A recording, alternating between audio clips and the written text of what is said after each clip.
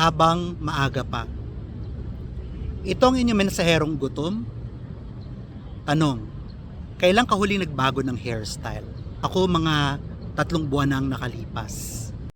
Long hair na ako nung bandang 2014, nagpa-short hair ng bandang 2016, pero nagpa-long hair ulit na magsimula ang pandemya. At nagdesisyon na ako magbago ng hairdo ilang buwan nang nakakalipas. Hindi madali ang desisyon, pero kailangang desisyonan at aksyonan dahil hindi na komportable at kailangan na ng pagbabago. At kung hindi mo pa nahahalata, hindi na lang buhok ang tinutukoy ko dito, kundi buhay sa pangkalahatan. Alam nyo, madalas tayong ganyan. Ayaw sa pagbabago. Parang mga pantalon mo na ayaw mong ipamigay dahil baka pumayat ka pa. Pero hindi lahat ng luma dapat pang ipilit. Kasi kung may mga bago na ibinibigay ang Diyos sa buhay mo, kailangan mo rin ng bagong sisidlan, bagong puso, bagong isip. Mindset ba? Mindset.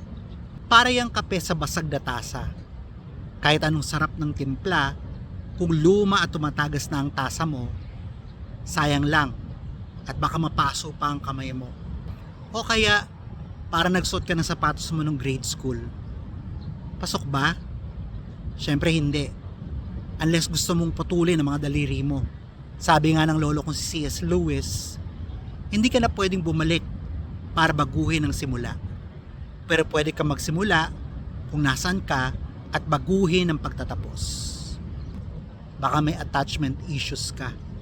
Let go yung lumang ugali, lumang palusot, lumang password na 1, 2, 3, 4. Time to grow, glow, and go, go, go.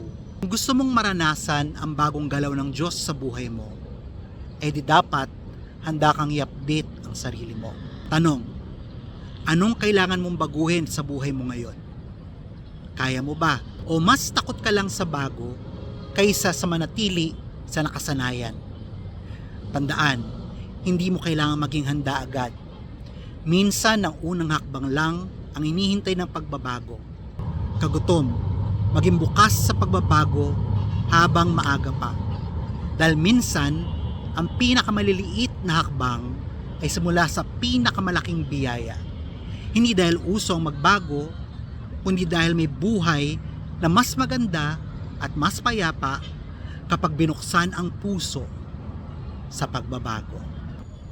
Magandang umaga at manatili kang gutom.